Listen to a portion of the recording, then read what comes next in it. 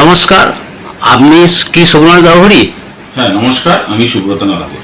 তা আমি শ্মশানে গেছিলাম, তারাপীঠ শ্মশানে। সকাল থেকেই আছি, অনেক লোকের, বহু লোকের ভিডিও করেছি, কিন্তু ভিডিও করে দেখলাম সবাই যে যার ভক্ত শিষ্যদের নিয়ে হোমযজ্ঞ করছে। কিন্তু ঘুরতে ঘুরতে ঘুরতে ঘুরতে সেই শ্মশানের সেই মাথা যেখানে কাঠের চুল্লি, পুরনো চুল্লি, সেখানে গিয়ে আপনার একটা ব্যানার দেখলাম। সেখানে লেখা আছে সুব্রত দাহরি, কিন্তু ওই ব্যানারে দেখলাম যে বীর সেনাদের নিয়ে উদ্দেশ্য করে একটা ব্যানার। তা অনেককে জিজ্ঞেস করলাম ওখানে, তো ওরা কেউ বলতে পারলো না যে কি হচ্ছে। তা আমার একটা জানার খুব আগ্রহ ছিল যে এটা কেন এইটা লেখা। এত তো সবাই এসছে, বহু ফলানি অমাবস্যা ছিল, কিন্তু ফলানি অমাবস্যাতে বহু লোক তো ব্যানার দিয়েছে, কিন্তু এই ব্যানারটাতে কেউ দেয়নি। তা সেটা জানার জন্য আপনার খুঁজতে খুঁজতে আপনার সন্ধান করে আপনার রুমে চলে এলাম, তা চলে এসেছি। তা আমি দেশে নিশ্চয়ই কিছু খারাপ করেছি কি? না, আপনার যদি মনে হয় যে আমার ব্যানার দেখে বা আমার চিন্তাধারা দেখে আপনার জানার যদি আগ্রহ থাকে, তা নিশ্চয়ই আপনি আসতে পারেন। সেখানে তো আমি আপনাকে খারাপ বলতে পারি না। আর আপনি তো দূরের কথা, মানে কিছু মনে করবেন না, আপনার মতন প্রচুর মানুষ আমার কাছে এই ব্যাখ্যাটা জানার জন্য চেষ্টা করেছিলেন। সাধারণ ভারতবাসী থেকে শুরু করে বলুন, অনেক টিভি চ্যানেল থেকে বলুন, বা আপনাদের মতন যারা যারা মহান ব্যক্তিরা এখন ইউটিউব নিয়ে চলছেন তারাও এসেছিলেন। কিন্তু তারা কালকে আমার সাথে সেইভাবে কথা বলার সময় পায়নি, কারণ আমি একটা বিশাল বড় একটা অনুষ্ঠান মাথায় নিয়ে নেমেছিলাম, যে এই অনুষ্ঠানটাতে যাতে আমি জয়ী হতে পারি। তা সেই কারণে আপনি আজকে এসছেন সময় বার করে।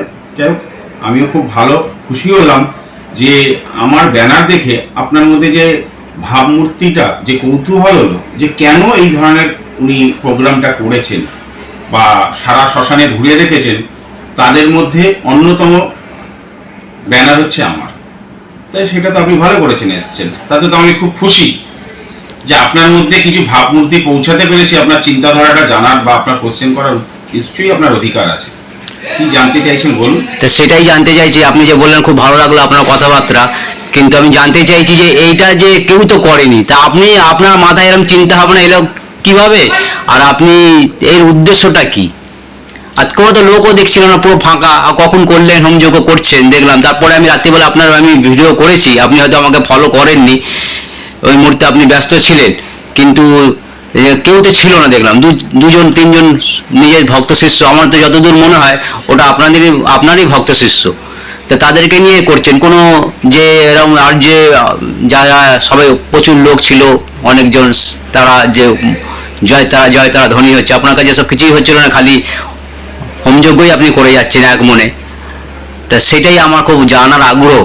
তা আপনি একবার যে উদ্দেশ্যটা কি আপনার ছিল, কালকের উদ্দেশ্যটা কি? দেখুন, কালকের উদ্দেশ্য হচ্ছে, কালকে একটা আমাদের মূল্যবান দিন, যে দিনটাকে আমরা বলি ফলানি অমাবস্যা। এই ফলানি অমাবস্যার অনেক বড় ব্যাখ্যা আছে, তা আমি এত ব্যাখ্যায় যাব না, কারণ আমার হাতে সেইটুকু সময় নেই, কারণ আমার আরও ব্যস্ততার মধ্যে কাজে বেরোতে হবে।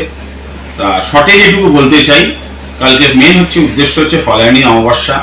এই ফলানি অমাবস্যার মাহাত্ম্যটা হচ্ছে, আপনার যদি মনের কিছু বাসনা থাকেন, সেইটা আপনি যদি মায়ের কাছে আপনার মনের বাসনা ইচ্ছা পূরণ করে যদি একটা ফল দান করতে পারেন, মা আজকের তারিখে সেই ফল দান আপনার মনের বাসনা পূর্ণ করবে এই ফল দানের মাধ্যমে।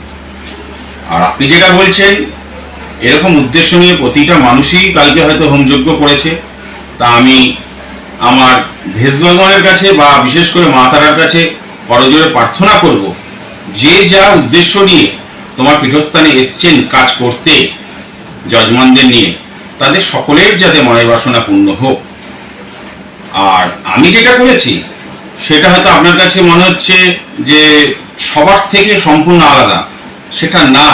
সেটা হয়তো আপনি ভাবছেন, কিন্তু এটা আমি করেছি একমাত্র সব মানুষের এবং ভারত মাতার সম্মান বাঁচানোর দিক দিয়ে। আর আমাদের যে কিছুদিন আগে যে একটা ঘটনা ঘটলেন পায়েলগাঁওয়ের ব্যাপার নিয়ে, ভারতবাসীর নিরীহ মানুষগুলো যেভাবে মর্মান্তিকভাবে প্রাণ বিসর্জন দিয়েছেন, একটা হঠাৎ একটা এরকম অ্যাক্সিডেন্ট ঘটনা হবে কেউ ভাবতে পারেননি। তা তাদের উদ্দেশ্য, আর তার সাথে হচ্ছে আমার ভারত মাতার সম্মান বাঁচাবার জন্য যে বীর সেনারা তার পরিবার পরিজনকে ছেড়ে, বউ বাচ্চা সকলকে ছেড়ে ভারত মাতার সম্মান বাঁচাতে যে পরিশ্রম, যে যুদ্ধ আজও করে যাচ্ছেন, আমি তো মনে করি তাদের থেকে বড় সাধক কেউ হতে পারেন না। আজকে হয়তো আপনি প্রশ্ন করবেন, আপনিও তো একটা পদে রয়েছেন, আপনিও তো আপনি যে কাজ করছেন আপনিও তো সাধক। না, ভুল, আমি সাধক না। আজকে যদি আমি সাধক হতাম তাহলে তাদের মতন আমি প্রাণ বিসর্জনের দিকে চলে যেতাম।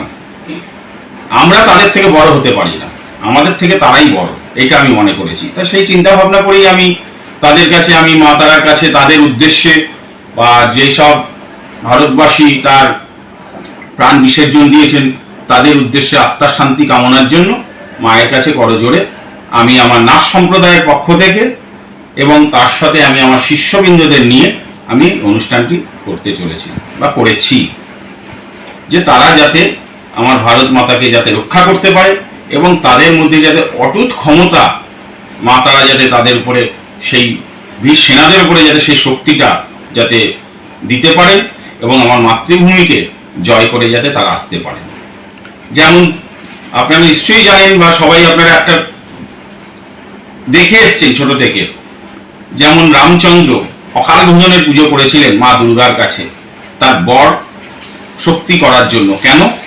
রাবণকে বধ করবে কি করে, কারণ রাবণের এতই প্রকোপ শক্তি ছিলেন, রাম তার কাছে তুচ্ছ। তো সেই কারণেই সেই দিকটা চিন্তা করে আমিও মা তারার কাছে সেই প্রার্থনাটাই করলাম